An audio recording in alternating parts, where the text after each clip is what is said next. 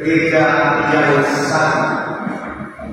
Nah, karena gereja yang satu, maka ketika ada kabar bahwa Bapak Suci meninggal, kita diajak untuk memberikan penghormatan dan bela sungkawa penuh empati kepada Bapak Suci kita dengan secara tradisi menjalankan masa berkabung selama 9 hari. Dan itu secara langsung dibuat oleh seluruh gereja di dunia. Dan Uskupan Manado menyatakan itu lewat surat resmi dari Uskupan untuk meminta kita melakukan 3 hal. 1. Memasang bendera Vatikan di depan gereja sekalian, memposisikan potret Bapak Paus di salah satu tempat yang layak dan memberikan aksesoris yang bagus untuk itu, dan melakukan misa requiem untuk seluruh umat dalam rangka ini. Inilah salah satu keindahan kesatuan gereja. Dan kesatuan gereja menyangkut 3 hal.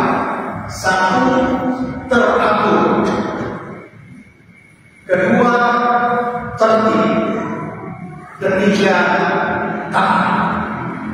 Dan inilah yang harus menjadi jiwa dan spiritualitas kita sebagai orang beriman.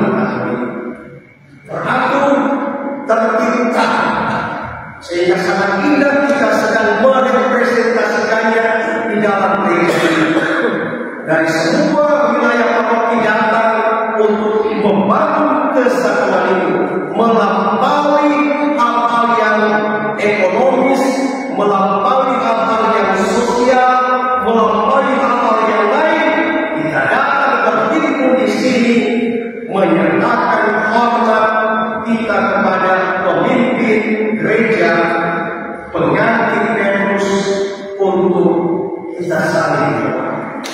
Maka saya mengingatkan kepada semua umat, mari kalau Katolik sungguh-sungguh jaga persatuan. Amin. Jadi pemalas-pemalas kita bekerja berdoa, jaga persatuan.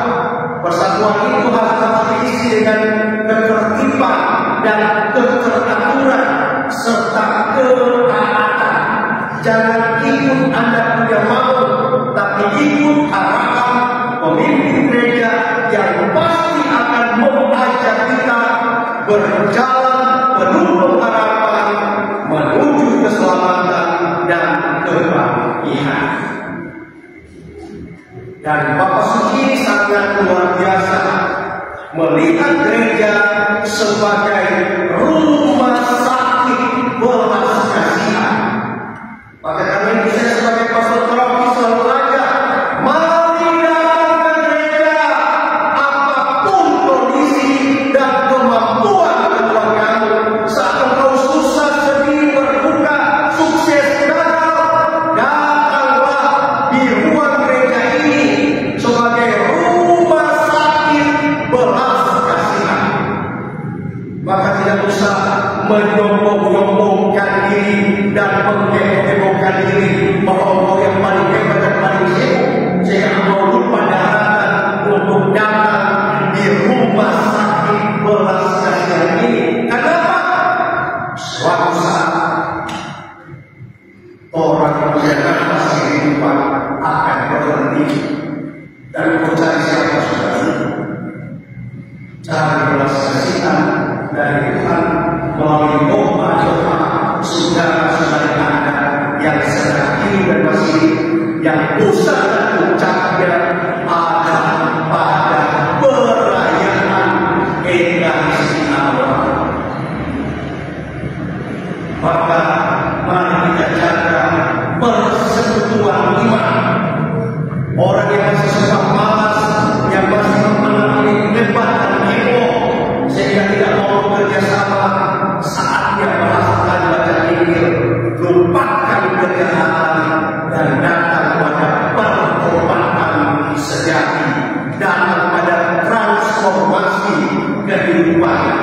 datang pada rumah sakit belas kasih di tempat ini untuk berjumpa dengan Yesus yang sudah mengalahkan kematian dan merubah kematian menjadi kehidupan dan kebangkitan. Dan itulah yang dimaukan dan dihidupi oleh Paulus Fransiskus, sehingga orang-orang yang begitu apa yang dia poin, dia selalu membangun dialog kehidupan dan dialog persaudaraan. Dan ini sudah dibuktikan oleh Bapak Suci. Dia membangun perdamaian, membangun dialog persaudaraan dengan siapapun orang, bahkan orang-orang yang sakit, terpinggirkan, para perantau, para migran, dan orang-orang yang tidak punya rumah dan negara. Paulus menjumpai mereka sebagai saudara-saudari yang harus dikedepankan martabat kemanusiaan. Saudara-saudari, kalau Anda Katolik, hargai persaudaraan, jaga persaudaraan, jangan suka baku-baku marah.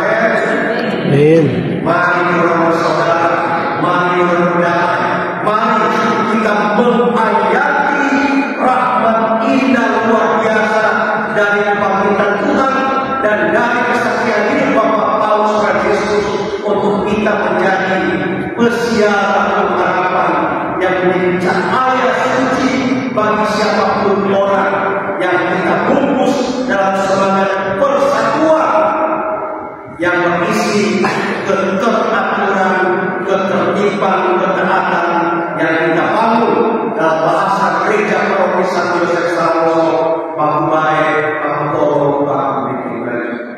Tuhan memberkati kita semua. Amin.